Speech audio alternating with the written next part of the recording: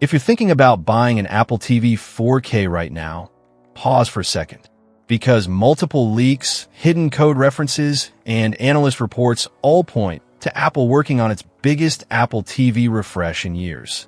A box many people are already calling the Apple TV 4K 2025. And if even half of this turns out to be true, it could completely change what that little black box under your TV can do.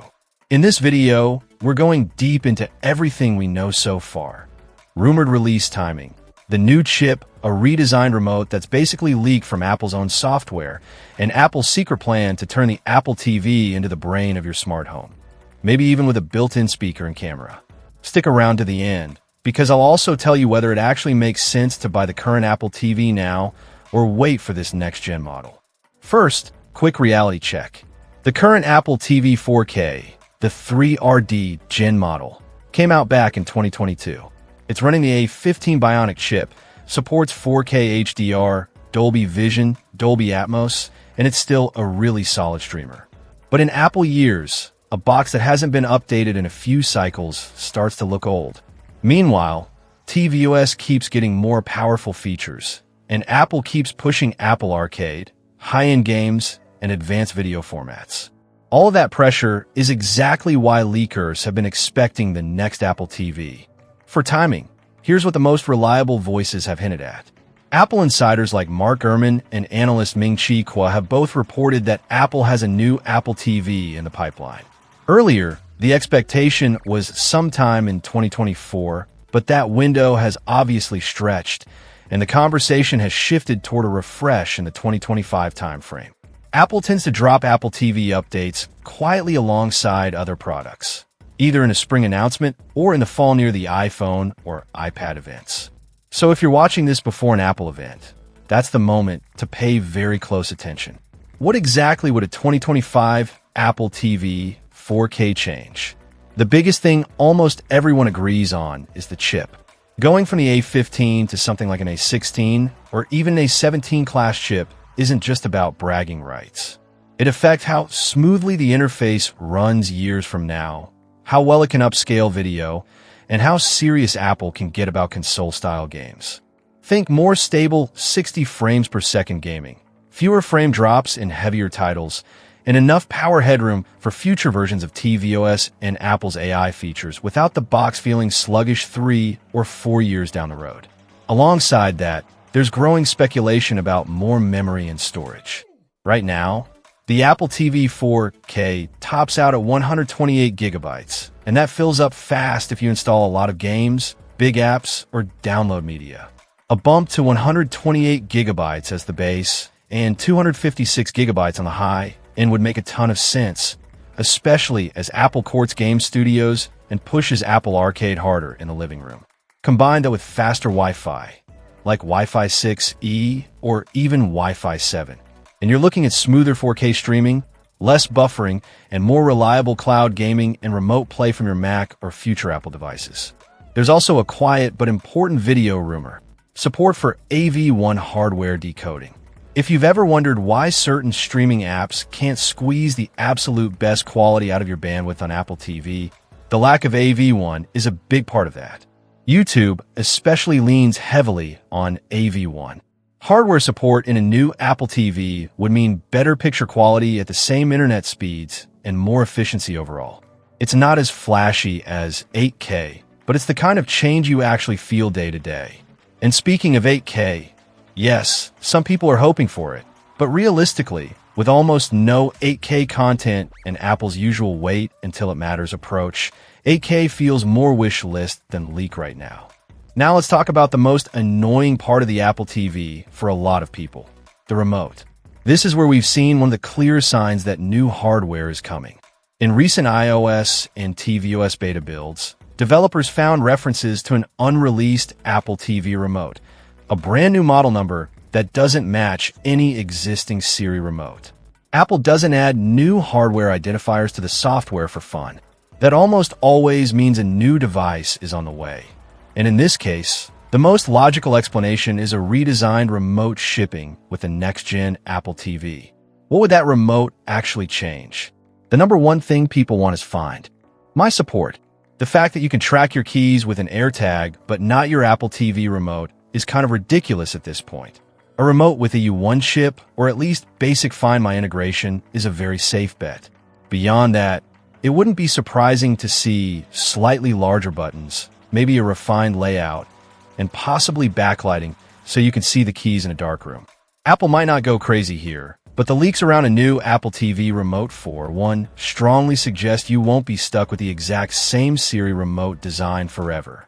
To really understand where Apple is headed with Apple TV, you have to look at what's happening on the software side. Every year, tvOS gets a bit more ambitious.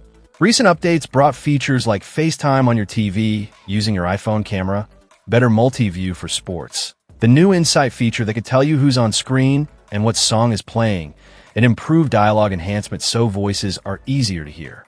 All of that points toward Apple TV evolving from a simple streaming box into something more like a media brain, a hub that knows what you're watching, who's in the room, and what you care about. Then there's Apple's broader move into on-device AI, branded as Apple Intelligence on other platforms. While Apple hasn't fully rolled that into the Apple TV yet, it's not hard to imagine the direction.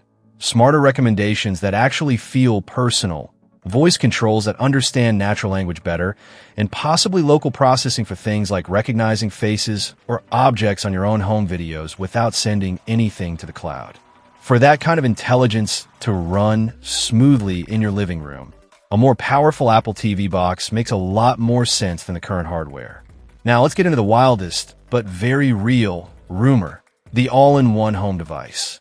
Multiple reports have said Apple has been exploring a hybrid product that combines an Apple TV, a HomePod-style speaker, and a camera in a single device.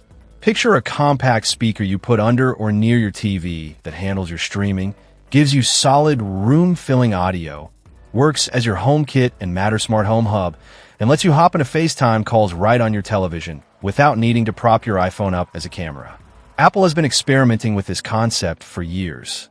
Whether it's a 2025 product or a little further out is still unclear, but it fits perfectly with where Apple TV seems to be headed. All of this also ties into Apple's push into live sports and streaming in the US. We've already seen MLS Season Pass, Friday Night Baseball, and constant rumors about more sports deals. A more powerful Apple TV with better multi-view, rock-solid networking, and maybe a redesigned remote with dedicated sports-friendly controls would strengthen Apple's pitch as the box for cord cutters who live on sports, Netflix, Hulu, Max, Disney Plus, and beyond. So what about price and lineup? The current Apple TV 4K in the US sits in that $129 to $149 range, depending on storage and whether you get Ethernet and Thread support. Apple has been under pressure for years to make this thing cheaper to compete with Roku and Fire TV sticks. One strategy would be to keep the current model around as a lower-cost option and slide a new, more powerful Apple TV 4K above it at a slightly higher price. Another strategy, hinted at by some analysts, is an even more affordable Apple TV stick down the line.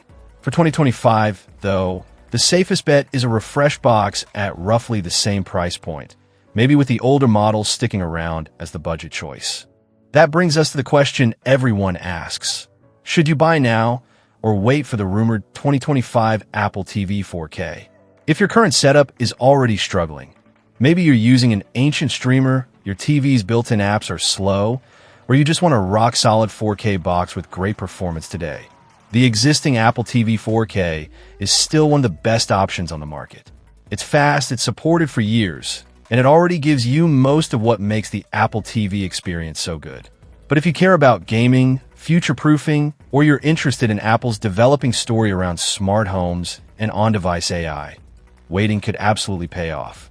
A new chip, better networking, more storage, and a smarter remote are the kind of updates you'll feel every single day. Add in the possibility of deeper sports features, smarter recommendations, and that longer-term vision of an AP, PLE TV that might eventually blend with a HomePod and a camera, and you can see why a lot of people are holding off to see what Apple does next. Here's how I'd break it down. If you're not in a rush and you're the kind of person who likes to buy once, and keep a device for 4 to 5 years, it makes sense to wait for at least one more major Apple event and see if the new Apple TV 4K appears. If Apple does announce it, you'll get the latest hardware and probably a redesigned remote. And if they don't, the current Apple TV 4K will either keep its price or, in the best case, drop a bit, and you'll still win. So now I want to hear from you. Would you rather Apple focus on more power and better gaming, or would you be more excited for that all-in-one Apple TV plus HomePod plus camera device for your living room? Let me know what you'd actually buy, because Apple is clearly deciding how big a role this box will play in the future of the home.